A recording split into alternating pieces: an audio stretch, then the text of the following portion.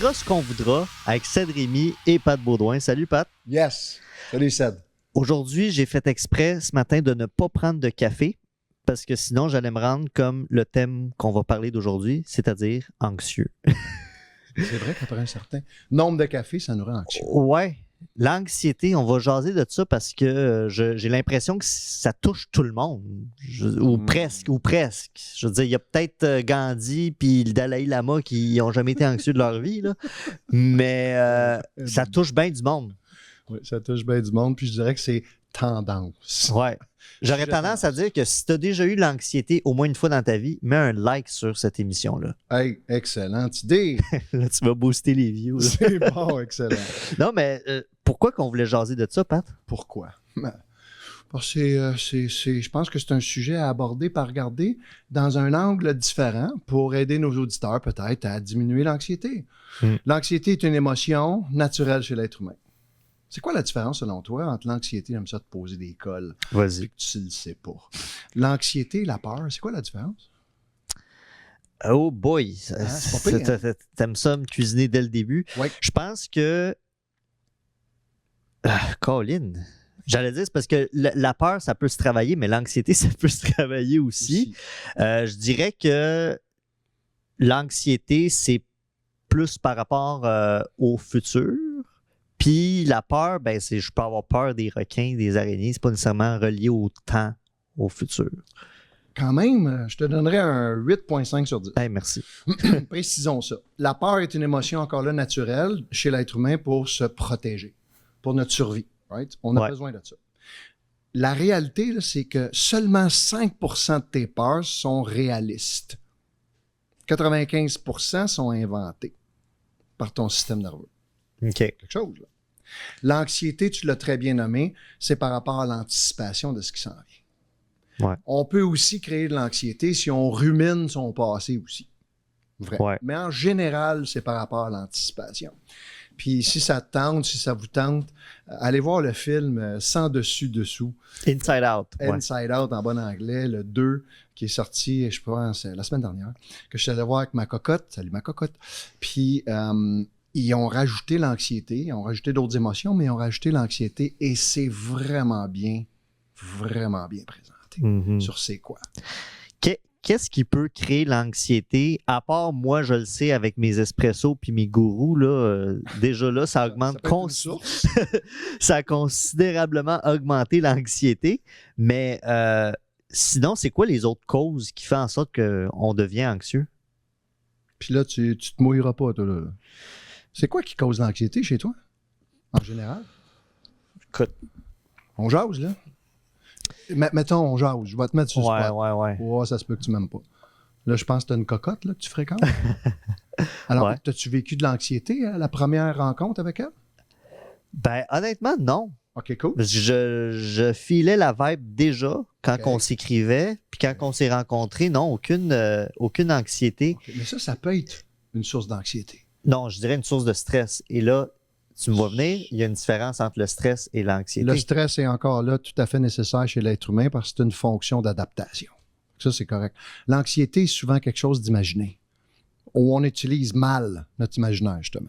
L'anxiété, par exemple, dans une rencontre, dans une activité, ainsi de suite, c'est que j'essaie de prévoir, mon cerveau essaie de contrôler quelque chose d'incontrôlable, c'est-à-dire le futur. Ça serait nice d'avoir des boules de cristal, les amis, hein? Mais on n'en a pas. Ça n'existe pas. Fait que l'anxiété, c'est construit sur comment je vois ce qui s'en vient et essayer d'imaginer tous les scénarios possibles. Mais on n'est pas des devins, là. Et généralement, ça va être négatif. Sais-tu pourquoi? Pourquoi on va s'inventer les scénarios du P? Hein? Je suis sûr que vous vous reconnaissez là, si vous vivez de l'anxiété. Là. Hein? Parce que ça, d'une certaine manière, ça nous apaise déjà d'avance de dire, bon, ben si on a échoué, ben au moins j'avais songé à cette possibilité-là d'échouer. Puis si je réussis, ben au final, ben, gars, j'avais pensé que j'allais échouer. Fait que finalement, c'est une bonne nouvelle, j'ai réussi. Fait que c'est peut-être pour un peu pré-apaiser notre mental. Absolument. Mais en même temps, c'est imaginé, c'est pas réel. Ouais. Alors pourquoi je suis constamment dans les scénarios du pire puis qui me fait vivre des émotions négatives? Ça vient influencer ma vie, ça. Et si je suis constamment là-dedans, ça peut devenir de l'anxiété, soit chronique ou généralisée. OK. On va régler une affaire. Il y a 2 types d'anxiété. L'anxiété situationnelle, donc par rapport à une situation précise. Souvent, c'est mal interprété comme si « Ah, moi, je suis anxieux tout le temps. » Wow. Dans certains contextes. Hein, les gens m'arrivent souvent dans mon petit bureau d'amour en me disant « Ah, moi, je suis un anxieux chronique ou j'ai été diagnostiqué généralisé. » Je suis pas médecin, là, mais souvent, c'est pas ça que j'observe. L'anxiété, selon toi, comment on peut transformer ça à notre avantage? Parce que l'anxiété, c'est pas mauvais, là. Ouais. C'est pas mauvais de faire certaines prévisions, d'être un peu à l'affût dans quel environnement je m'en vais, avec qui je vais être. C'est pas mauvais, là. Ben, tu sais, il y en a, exemple, tu sais, je sais que tu as de la clientèle, puis moi, j'ai des amis qui c'est des sportifs. Il y en a qui c'est des athlètes de haut niveau, athlètes même olympiques. Avant une compétition, là, ou même te préparer à une compétition, tu te dis, OK, ouais, mais là, si je suis pas dans le podium, j'ai échoué, là. Tu sais, fait que... Déjà là, c'est un statement que je fais. Ouais. C'est une affirmation que j'aimais, qui n'est pas nécessairement la réalité. Non, mais tu sais, je comprends aussi qu'il y a des gens qui veulent se fixer des objectifs. Tu sais, exemple, un entrepreneur qui se dit « Je veux atteindre mon million dans les 12 prochains mois. » Ben, là, c'est sûr que s'il a atteint juste 50 000 sa première année, puis là, il veut faire le million la deuxième année, ben peut-être que justement, il exagère au niveau de ses objectifs, mais ça crée quand même de l'anxiété, ceci étant dit. C'est sûr. Mais encore là, c'est une question de réalisme. Qu'est-ce qui est réaliste? Ouais. Qu'est-ce qui est réaliste? Solide question. L'outil le plus efficace pour transformer l'anxiété, pourquoi pas penser aux meilleurs résultats? Et si ça allait bien? La vie ne se passera pas tout le temps comme je veux, parce que la vie ne me doit rien. Mais en même temps, en termes de comment je me sens, je trouve ça plus avantageux de voir le meilleur ou certains résultats positifs. La visualisation, c'est ce que j'enseigne à certains athlètes avec qui je travaille en performance ou en préparation mentale pour une compétition ou autre. On visualise. Ouais. Ça ne veut pas dire que ça va se passer comme ça, là. On n'a pas malheureusement ces pouvoirs-là, nous les humains. Mais moi, je trouve toujours ça plus avantageux de me sentir relativement bien ou en paix. L'anxiété, ça amène quoi? Ça amène de l'agitation. Si je te mets un électroencéphalogramme, quand tu es anxieux, les ondes cérébrales là, s'en vont dans tous les sens, puis j'ai un cerveau, un système nerveux déséquilibré. Quand je suis constamment ou régulièrement dans l'anxiété. Quand c'est une anxiété par rapport à un événement, une situation, c'est normal. Il faut arrêter là, de diaboliser l'anxiété. Parce que ça fait partie des fonctions de l'être humain pour nous protéger. C'est quoi la première fonction de ton cerveau? La première fonction, mais c'est... Ta survie. Ma survie, c'est ça. Ah oui? Si on ne survit pas, l'espèce ne survit pas, bye-bye, ciao-bye. Là. Fait que ça fait partie du monde animal en général, ça. Okay. La survie. Puis on est souvent là-dedans. Fait que je te reviens avec ça, là, rapidement, juste pour se rappeler, se remémorer ça, parce que je sais que tu le sais. Être anxieux, c'est tomber en état de survie. Et on a 4 réactions uniquement quand on est en mode d'anxiété ou en survie. Fonce, je te rentre dedans. Agressivité, prise de pouvoir, violence, et ainsi de suite. Fonce, fuis, fuir. Hein, on est des spécialistes. Ouais. On appelle ça les personnalités évitantes. Tu sais, les couleuvres, là, ils sont jamais là, puis ils restent pas là. 3, c'est fige. Ça, c'est les indécis. Ils savent jamais quoi faire. Ça, c'est un peu comme un orignal devant des phares de char. Ouais. Pogné de main. On va pas bien, là. Non. Et 4e, je sais que tu connais ça, plaire. Ah, Tu sais, le besoin de plaire, sacrément. que tout le monde m'aime. As-tu déjà essayé ça? Ben là, la question, c'est j'ai-tu jamais essayé? J'ai-tu ne pas essayé ça? J'ai certainement que j'ai essayé ça. Mais ça revient un peu, on en parlait là, tantôt, le dating. Tu sais, quand tu as une date, je sais pas moi, Bumble, Tinder, peu importe le site de rencontre. Hey, tu fais de la pub, man. Ouais. C'est bon. Puis après ça, ben, tu as justement cette fameuse rencontre avec cette femme, cet homme, peu importe. Ben, ça crée quand même beaucoup d'anxiété. Mais ce désir de plaire, ça, c'est pas juste en dating. Les politiciens ont ça, les entrepreneurs ont ça. Est-ce que c'est nécessairement mauvais? Pas nécessairement. C'est toujours C'est ça que j'allais l'excès. dire. Hein, vous allez me l'entendre dire souvent dans nos émissions, la tempérance, l'équilibre. Ouais. C'est pas nécessairement mauvais, mais malheureusement, le cerveau, il a souvent mélangé excitation avec l'anxiété. Il y a souvent, en fait, de mauvaises interconnexions avec ça. Fait qu'on doit apprendre à décortiquer ces signaux-là. Si tu veux être, je te lance un cue, là, si tu veux être un être humain en maîtrise de toi, ça prend de la présence. Si t'es pas là, si tu t'habites pas, t'es juste une poule pas de tête qui s'en va n'importe comment dans la vie, mais tu vas en manquer des bouts. Mhm. Souvent, tu vas en laisser ça à la table. Il y a des choses qui vont t'échapper, mon ami. Mais ça prend de la discipline, mon vieux. Là. Mais justement, tu m'as cuisiné au début, là, cuisiné. Y a-tu un moment où ce que justement t'as été anxieux par rapport au fait de plaire ou peu importe, t'as été anxieux puis t'as juste littéralement perdu le contrôle, t'as pas été capable de maintenir la situation? Oui. Wow, le cerveau humain, c'est puissant. Hein? On se souvient de tout. C'est fou. Oui, première fois que à ce moment-là, j'étais en événementiel, j'étudiais à l'université en communication, puis j'ai eu l'opportunité d'aller faire de l'animation pour une soirée corporative. Wow! Mon pire fiasco. J'ai été anxieux, mais là, anxieux à en perdre mes moyens, à en transpirer. Hein?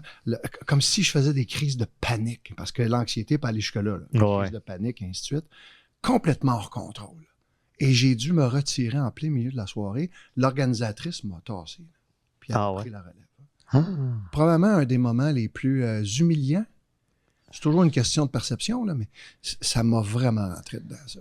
Et ça m'a amené à croire que je n'étais pas un bon animateur ou quelqu'un qui avait du charisme ou qui n'était pas bon dans comment je dirais ça, l'animation publique.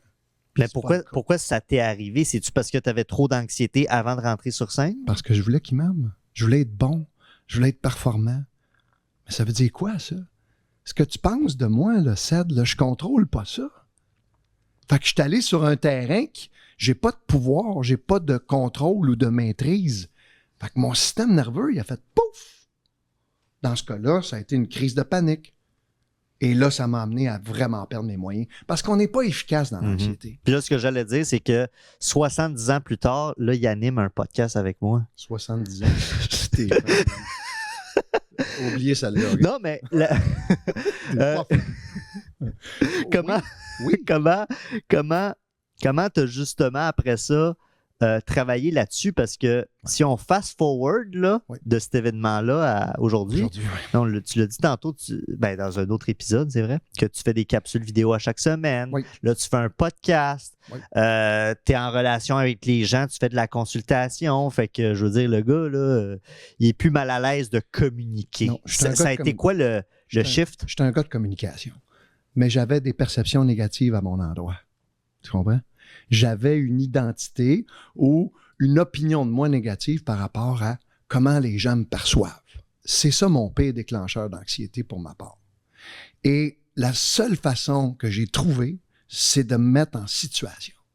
C'est de créer des expériences, des opportunités. C'est la seule affaire. Fait que j'ai animé pendant 3 ans de temps une émission de radio à Radio Ville-Marie et j'ai recommencé à apprivoiser ça. On me voyait pas. J'étais au micro. On faisait juste m'entendre. Fait que c'était un environnement que je maîtrisais. Mais j'ai toujours rêvé de faire ce qu'on fait là. Puis d'avoir un impact sur la vie des gens. C'est ça ma mission. C'est pour ça que je suis là. Fait que je me suis remis en situation. Ced, si tu veux apprendre à faire du ski alpin, tu peux écouter des podcasts, aller visionner des YouTube, lire des livres, mais tôt ou tard, qu'est-ce qu'il va falloir que tu fasses? Il va falloir que j'aille dans la montagne. Ben oui. Il va falloir que tu expérimentes. L'être humain apprend par l'expérience, en se mettant en situation. Et trop souvent, on reste sur le bord de la piscine, puis on plonge pas. C'est ça le courage. C'est pour ça qu'on a inventé ce mot-là. Ça demande du courage de se faire face. On a tous peur, Ced. On a tous des hantises, des perceptions de soi qui sont distorsionnées. Right? Puis ça amène plein de blocages. Mais comme je dis tout le temps, puis ça, c'est mon slogan préféré, on est bien plus puissant qu'on pense. Ça me fait penser à moi quand j'étais en politique. J'aime ça parler de la politique, mon passé. Il me parle. J'aime ça. Parle-nous de politique. J'avais 21 ans. J'étais candidat aux élections du Québec. Attends un peu, là. Tu as été candidat? Ça, Ouais. Je connais ta vie, ça, je savais pas. Oui, à 21 ans, dans le comté de Labelle. Fait que c'est à partir de Lac-Supérieur, Tremblant, jusqu'à Mont-Laurier-Fermeneuve. J'étais candidat dans le 8e plus gros comté du Québec. Non. Fait que... Attends. Qu'est-ce qui t'a attiré en politique? Là, ça m'intéresse. Oui, ben moi, mon beau-père était très politisé. C'est un anglophone, fait que c'était CTV News à 6 heures, puis c'était The Gazette, puis moi, je regardais ça quand j'étais enfant, puis c'est ça, ça m'a intéressé. Mon beau-père m'a donné cet amour-là pour la politique. Puis tout ça pour revenir à quand j'ai été candidat aux élections à 21 ans. Si on se remet dans le contexte, en 2014, c'était une guerre Parti libéral, Parti québécois, puis la CAQ, troisième alternative. Donc, j'étais pour la CAQ. Et tout ça pour dire que moi, à 21 ans, aller faire du porte-à-porte, aller rencontrer des gens dans un territoire très péquiste, c'est comme si c'était un vegan qui rentre dans une boucherie puis qui dit « Je peux-tu avoir un plat de luzerne? » C'est bon, ça. Fait que ça m'a donné une certaine anxiété, mais ce que j'ai appliqué à cette époque-là, c'est littéralement ce que tu as dit, c'est tôt ou tard, il faut que tu affrontes la montagne. Fait que je me suis dit, gars, je vais aller cogner des portes, mais c'est là que c'est là que j'ai peut-être appliqué un mauvais conseil, mais qui m'a été bénéfique dans le sens que je me suis dit, je vais me faire rejeter, mais finalement, il y a des fois où je ne me suis pas fait rejeter et j'ai été agréablement surpris. Fait que, au final, je n'ai pas gagné mes élections, mais j'ai quand même eu 21% des votes, ce qui m'a permis d'avoir mon remboursement électoral. mais tout ça pour dire que j'étais tellement anxieux. Surtout, là, j'étale sur mon histoire, mais un matin, il fallait que je passe à la radio de Mont-Laurier. Et je savais d'avance, pour avoir écouté d'autres épisodes de ces émissions de radio, que les animateurs étaient bien chum avec Sylvain Pagé, le candidat péquiste. Fait que je le savais que j'allais me faire cuisiner. Puis, au final, je me suis très bien débrouillé. Mais là, c'est là que je me pose la question. Peut-être que tu vas pouvoir y répondre. Je ne sais même pas si c'était de l'anxiété ou juste du stress. Parce que rendu là, j'avais déjà fait mon porte-à-porte. J'étais allé dans des centres de personnes âgées, dans des cégeps. J'avais comme une certaine confiance, sachant que probablement je perdrais, mais je vais tout donner. Puis c'est ça que je me pose comme question. J'étais-tu anxieux ou stressé? Je pense que... Visiblement, il y avait moins d'anxiété, sincèrement. Ouais. Je vois plus ça comme du stress, d'adaptation. Puis tu étais préparé, Ced. Tu t'es mis en situation, tu t'es préparé, tu as fait un crescendo. En fait, c'est ce qui fait la différence entre les gens qui vont évoluer, qui vont avancer, sans jugement, puis ceux qui vont rester sur place. Tu sais que physiquement, là, quand tu restes sur place, tu ne restes pas sur place, tu recules. Physique 101. J'ai appris ça au moins à l'école. Fait que c'est là où on a à se dépasser. Mm-hmm. C'est là où on a à prendre des décisions dans sa vie pour dire « Hey, OK, je vis de l'anxiété. Comment je règle ça? » On peut régler ça avec de la médication, right? Ouais. C'est une option, j'ai rien à dire contre ça, mais c'est pas la seule option. Tu sais quoi la première affaire à transformer par rapport à l'anxiété? Là, le coach va sûrement dire « Tout part de soi. Hein? » Non, c'est pas ça. C'est la conscience. Ouais. C'est un peu ça. Tu le dis un peu à la blague, là, sarcastiquement, bien sûr. Ouais. Oui, ça part de soi. Je dois être conscient de ce qui se passe.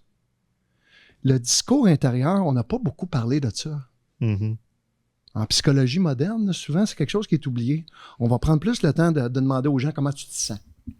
Oui, mais comment je me sens dépend de comment je pense. Hello? Ouais. C'est le fun d'analyser comment... Fait que, comment j'interprète les événements, comment je vois ce qui s'en vient. Et encore là, je peux-tu visualiser quelque chose de plus positif? Peut-être un résultat plus intéressant pour moi? Indépendamment de... Tu sais, le résultat, le CED, là, c'est pas vraiment important. C'est toute ma préparation, puis qu'est-ce que j'y mets, puis tout le cœur. Tu sais, je suis allé au bout de mes ressources, j'ai-tu tout donné? Je te mets une mise en situation sous forme de question. J'écoute. Mettons le dating. J'aime parler du dating. C'est juste, on va faire un épisode sur le dating. Lui, c'est ça. Je vais passer mes jugements. On va faire un épisode Ah oui, mon sur le dating. Non, mais mettons quelqu'un, homme ou femme, oui.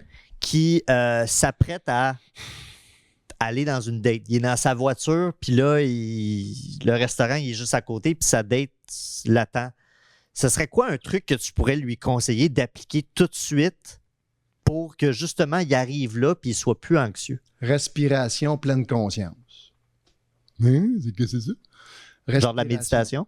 Non, c'est trop compliqué, moi. Okay. La méditation, c'est trop compliqué pour moi. Moi, je suis un gars d'action. Ouais. Je suis plutôt un homme dynamique, jusqu'à, je pourrais dire, même agité. fait, pour moi, la respiration pleine conscience, c'est juste de prendre un pas de recul puis de me reconcentrer ou de me centrer sur ma respiration. Une des respirations les plus efficaces pour ça, c'est la 4-2-8 que j'enseigne à tout le monde. J'inspire 4 secondes par le nez, je retiens ma respiration 2 secondes et j'expire par la bouche doucement 8 secondes. Je fais ça, là, 3, 4, 8 répétitions, là. Puis tout de suite, mon cerveau s'apaise. Parce que juste essayer de dire « Oh non, faut que je sois correct, faut que j'aille bien, faut qu'elle me trouve faim, oh non, faut pas que je sois... » Oublie ça, là, tu viens juste de créer encore plus d'anxiété. Des fois, se battre avec son discours intérieur, ça donne rien. Je fais juste observer. Ben oui, quand ça, je t'ai agité. J'ai peur. Ça peut arriver?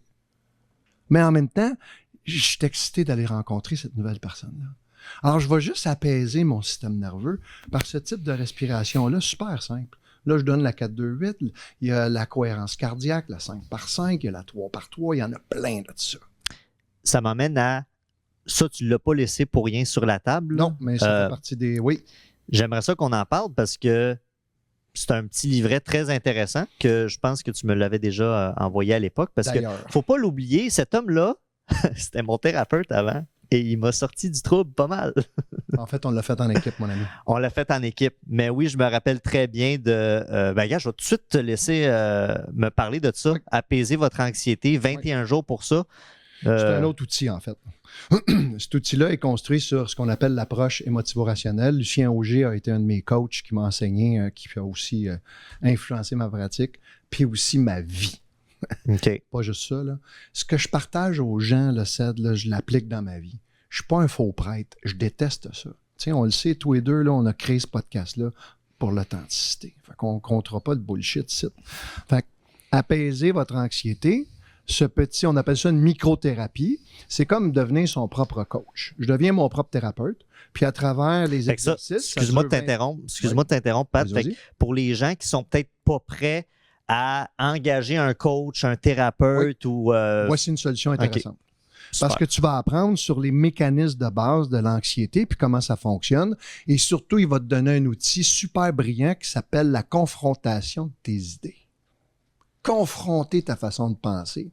Ça vient du stoïcisme, 300 ans avant Jésus-Christ, où on change de perspective. Okay. Et la question que tu connais, que je pose tout le temps, qu'est-ce qui est le plus avantageux et bénéfique pour toi? De rentrer sur une date en étant bien, calme, excité, puis au forçailles, peur, anxieux, it's all good. La pire affaire par rapport à l'anxiété ou à n'importe quelle émotion, c'est d'y résister, Ced. Puis là, je me bats avec. Ça va juste empirer. Pas de recul, respiration, ça marche. Puis ce genre d'outil-là peut aider les gens. C'est un outil qui peut se retrouver sur Internet et ainsi de suite assez facilement. Lucien Auger, apaiser votre anxiété. Et c'est vraiment efficace. Fait que c'est 21 jours. On suit le processus. Il y a des textes qui nous présentent une autre façon de voir, qui nous amènent une autre façon de percevoir les choses. Tout est en lien avec nos perceptions. Et ça se transforme. C'est ça, la beauté. Et j'aurais aimé ça qu'on nous enseigne ça à l'école, ça. C'était ça que j'allais me demander. Tu sais, c'est pourquoi que les gens apprennent ça quand c'est rendu, je ne veux pas dire trop tard, mais c'est comme... Problématique, mettons. Problématique. Tu sais, moi, m'a l'avouer, là, pour les gens qui nous écoutent, tu sais, parce qu'on l'a dit, être authentique, moi, je consomme en ce moment des médicaments sur une période temporaire pour apaiser mon anxiété. Ça fait à peu près, je te dirais, 4 ans que j'ai ça, mais j'en ai pas pris pendant 4 ans. C'est des phases, tu sais. Puis en ce moment, ça m'aide beaucoup. Sure. OK? Fait que là, la question que j'ai pour toi, c'est OK, oui, c'est bien beau, Ced, tu prends des médicaments et tout ça, mais mettons, là, oui, il y a cet outil-là. Oui, il y a la respiration. Mais mettons, quand justement arrive un événement, puis là, on doit tout de suite réagir, là. Tu dis change ta perception. Mettons, donne-moi un exemple de changement de perception qui peut s'arriver. Fait que ça s'appelle l'autorégulation. L'autorégulation, c'est un outil que je donne à tous mes clients. 5 minutes d'écriture par jour ou 5 minutes d'écriture au besoin. N'importe quoi qui se passe. Tu devrais avoir tout le temps un journal pas loin de toi. Tu traînes ça partout. C'est ton chum, c'est ton accompagnateur, tu deviens ton propre coach, je peux dire ça comme ça. Fait que 5 minutes d'écriture, qu'est-ce qui se passe? Qu'est-ce qui m'arrive? Juste pour sortir tout ce qui se passe, moi j'appelle ça la boîte mentale, là, la boîte qui se passe dans ma tête. Tchou, je mets ça sur papier, et c'est un livre manuscrit, donc on écrit à la main. Ouais. Super important. Le journaling en bon anglais, c'est super efficace. C'est pas moi qui ai inventé ça, mais très peu de gens le font parce que ça demande de la discipline. Puis pas juste ça. Mon Dieu, qu'on aime ça, garder tout dans notre tête, hein? Garder tout pour soi. Ouais, puis on n'est pas tout le temps à bonne place dans nos têtes. Fait que, mais je te le confirme que le journaling, tu sais, je le fais pas à des moments comme ça, mais tu sais, comme le matin, je me réveille, je fais ça. Mais ça peut se faire sur des moments plus critiques, à la volée. C'est toujours un outil efficace. Si tu n'as pas ton journal, tu peux toujours le faire dans ton cell. On a tous un cell. Ouais. Fait que juste, c'est correct, ça fonctionne. C'est préférable par écrit. Bon, bref. Deuxième élément, la douche frette. Tous mes clients détestent la douche froide, mais c'est super efficace pour stabiliser ton système nerveux. Mais oui, quand c'est un événement ponctuel, on peut se garrocher en dessous d'une douche froide. Chérie, on prend un break, ça chicane, on va aller prendre une petite douche froide. Mais je suis sûr qu'elle va dire oui, par exemple. Excellente idée, je trouve. Non, mais c'est pas si fou que ça, ce que tu dis là. Ouais. Fait que la douche froide, sans rentrer dans tous les détails, ça vient vraiment apaiser le système nerveux puis équilibrer ce qu'on appelle le système sympathique et parasympathique. Détail, puis la respiration pleine conscience. Ouais. 40 fois par jour, s'il faut. Ralentir le rythme, c'est payant, Ced. Mm-hmm. On est dans un monde effréné. On est surstimulé. Calme-toi. Puis ça, c'est ma décision, ça. C'est ma discipline. Moi, je trouve ça préférable, je ne sais pas pour toi, là, d'être en paix. C'est à chacun d'entre nous de décider ça. Je te laisse le mot de la fin. Bon, on a, je pense, déjà dit ce qu'on voulait dire. C'est un peu ça le thème du podcast. On dira ce qu'on voudra. On dira ce qu'on voudra. Le podcast qui fait du bien. Je pense, en tout cas, j'espère que ça vous a fait du bien. Moi, évidemment, il y avait des choses que je connaissais sur l'anxiété, mais Pat, tu nous as quand même... tu as mis un petit peu plus ton chapeau de coach, mais j'ai aimé ça. C'est des beaux outils que tu nous as partagés. Puis, c'est des choses que les gens, je pense, vont appliquer dans leur quotidien. Du moins, je l'espère. Là-dessus, je pense qu'on s'en va prendre un espresso, toi puis moi. Oui, on va aller s'agiter un peu, ça va faire du bien. Hey, merci la gang d'avoir écouté en vidéo sur YouTube ou en audio sur Spotify, Apple Podcasts. On se retrouve pour un autre épisode de On dira ce qu'on voudra.